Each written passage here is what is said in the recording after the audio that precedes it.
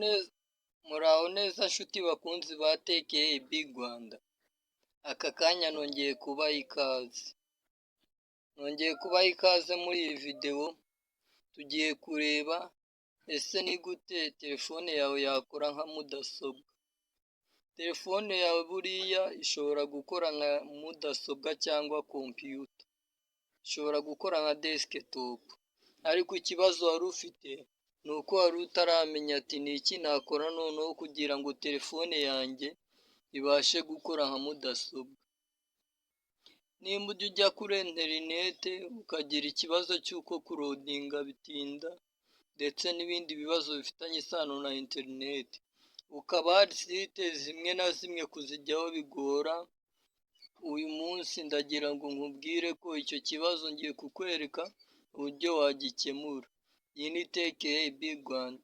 Iyi videwo nimbona hari icyo igiye kukumarira, kora subscribe mbere na mbere, wiyandikishe kugira ngo utazajya ucikwa n'ibiganiro bya TKB Rwanda. Kanda like, nurangiza uduhe comment muri comment section. Iyi videwo ntiwibagirwe kuyisharinga inshuti zawe. Tugiye kugenda intambwe ku yindi. Icyo ngusaba ni ukudakuraho amaso. Muri iyi videwo urava umenye neza ko telefone yawe nawe yaba kompiyuta igakora imirimo nk'iya kompiyuta. Twagiye step by step, turaza muri browser yacu. Browser yanjye ni Chrome. Browser yanjye nababwiye ko ari Chrome, ngaha nahageze. Iyi niyo bita Google Chrome, niyo browser yanjye. Murabona ahantu hari ubudomo butatu, urabona hari ikirango cya TKB Rwanda cyangwa cya na Gmail yacu. Urabona ahantu handitse kabiri, noneho twebwe tuharengeho tuze dukande kuri ubu budomo butatu. Urabona nahakanzeho,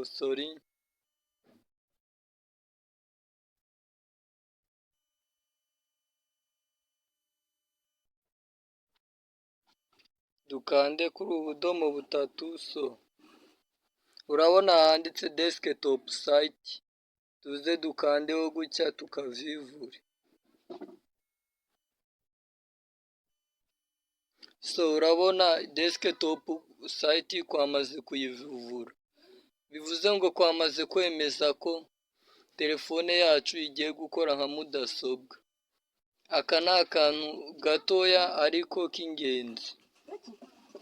Telefone yacu ubu igiye gukora nka mudasobwa.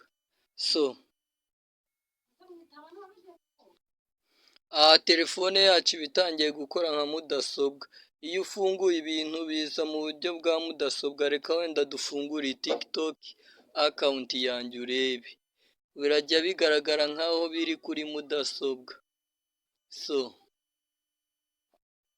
Iyi ni TikTok. Reka dufungure TikTok yacu.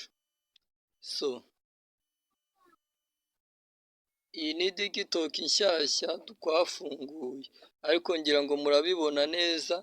Ahangaha wagira ngo ni mudasobwa, sinzi nimba mubibona. Sinzi nimba mubibona.